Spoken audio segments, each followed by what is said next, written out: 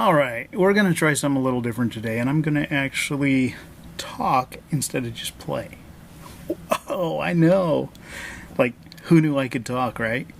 So, I'm going to go through a few of the questions that I get asked a lot, and if you have others, leave them in the comments below, and make sure you subscribe, because we're going to do more fun things, including introducing eddies at some point.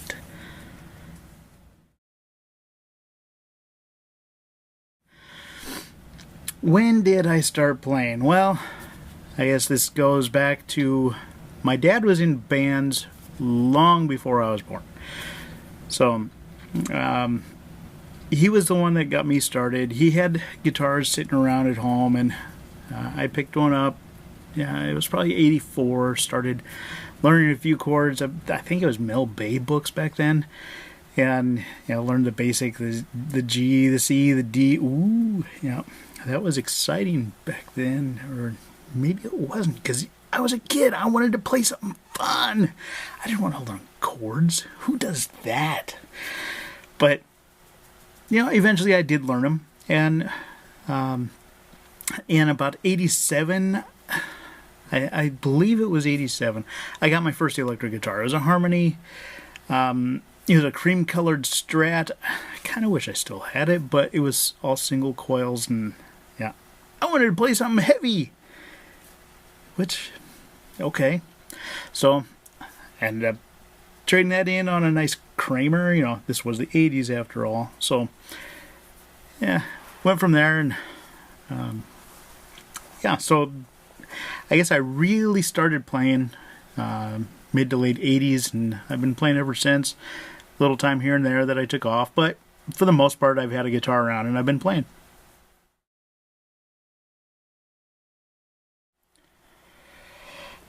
What is my favorite song to play live? Well, that's a tough one for me, because I enjoy so many of them. I think what really excites me, though, is when we do something where I can step outside of the normal guitar tones and really surprise the audience.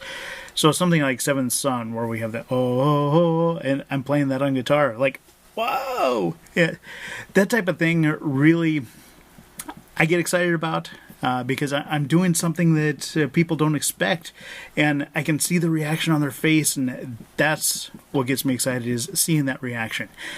Yeah, if you haven't played live, you probably can't relate, but those of you that have, you know what I'm talking about.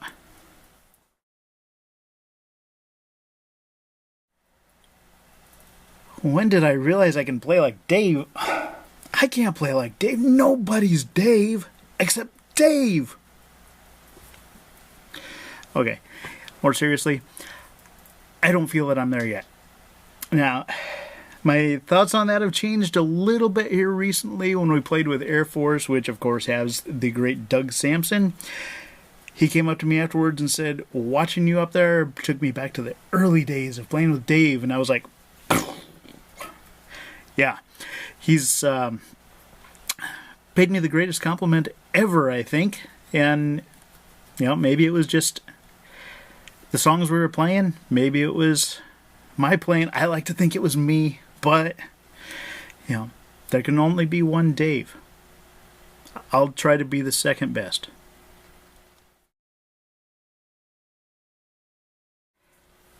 How many guitars do I own? A lot. I used to know, and then I got some more, and I don't really know anymore. Guitars, basses combined, it's over 50.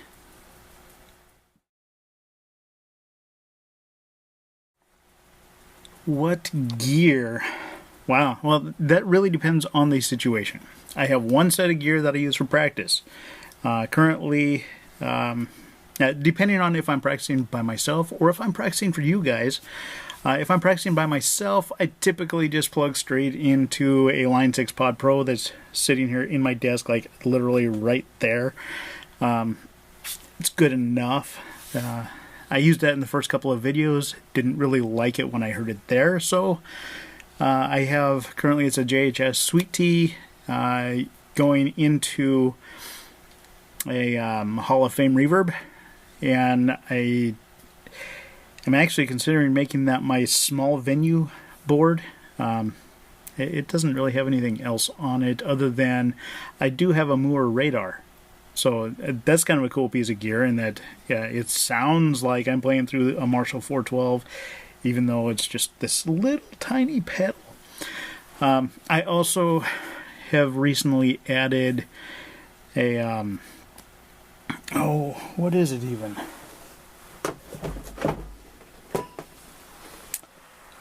The triple play from Fishman. So I have a MIDI pickup. I have to hook it into a computer to get the tones, but I can do those cool tones that I was talking about earlier, and they're more convincing than what I get out of my actual live gear now. My true live gear, I have a JMP1, I wanted to go as authentic as I could. So I have an actual JMP1 going through a Marshall valve state amp, something from the right time period, going into a Marshall 212, and I have a G-Force put into the loop, and I have 3 TC Electronic pedals. The 2 of them are the Mel 9s. One does strings, one does the choir for the oh on Seventh Son.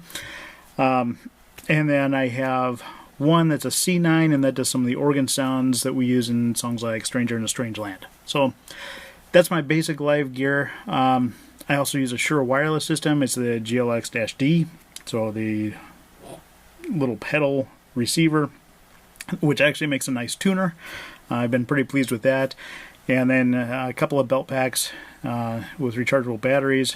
And those, of course, hook into my Strats. So the main one that I use with the MIDI pickups would be the Signature Series that Fender released, 2015, I think.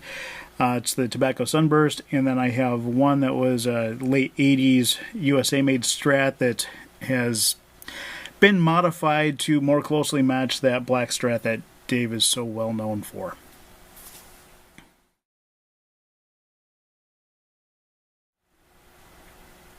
No.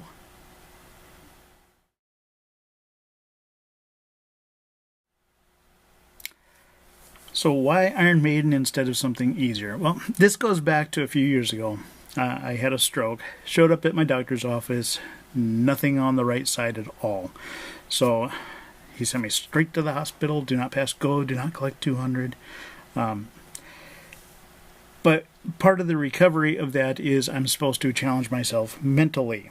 And when I saw somebody was forming an Iron Maiden tribute, I thought, that's the challenge I need today.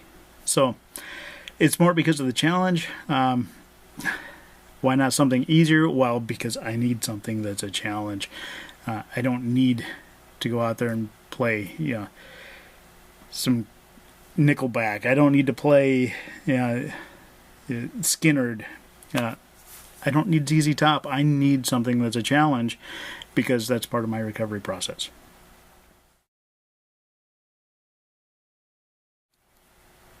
Yes, I play in other bands. I actually play almost every Sunday at church, which probably isn't the type of band that you expected, being that this is Iron Maiden tribute channel, and I go from playing Number of the Beast to Hosanna.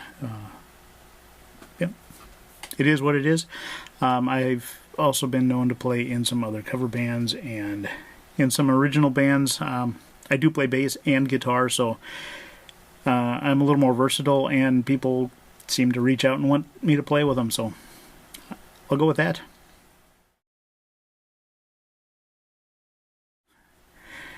What song do I dread playing the most? Well, just between you and me, and I guess that means everybody, right? Hopefully. To Tame a Land. The song itself isn't that difficult until you get to that ending where it's that harmonized do do do do do do do do do. That's why I'm not the singer, right? But that part is really tough for me to keep track of. Up, down. It's the same pattern repeating, but is it up 2, down 2? There's a spot where it goes down 3 and then back up 1, and it's just, that's the part that I dread the most.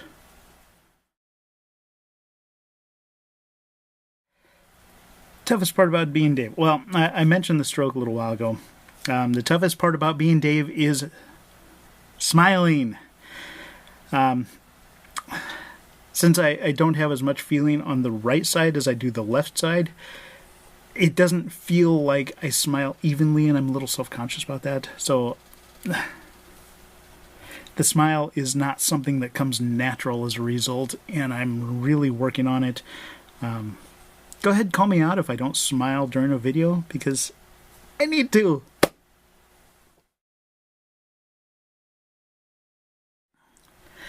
How many Eddies do we have? Well, that's a tough question. We started with the Power Slave with the Pharaoh because that was cool. I wanted it for a Halloween costume. And we've gone from there. We get as many of the officially licensed masks as we can. Obviously, there aren't officially licensed masks for everything, so we've had to improvise. I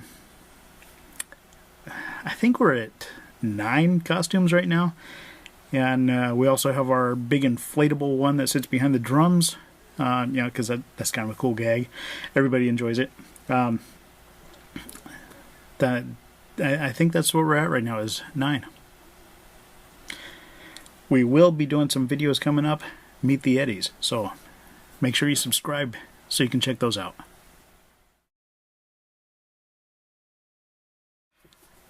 We're always getting more Eddies ready to go. When I get to the Meet the Eddies series, you will meet the newest Eddie that we're doing, one that we can't even fit a person into.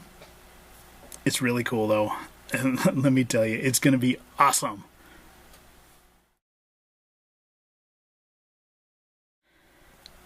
Am I a natural blonde? I don't know that Dave is actually a natural blonde. I mean, looking at most of the photos, there's definitely some darker roots in there.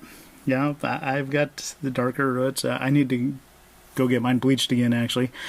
No, I'm not a natural blonde. You can see my eyebrows nice and dark.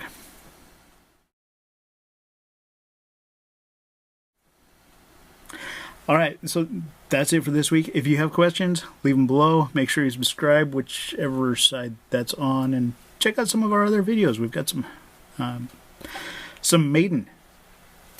Can't go wrong with Maiden.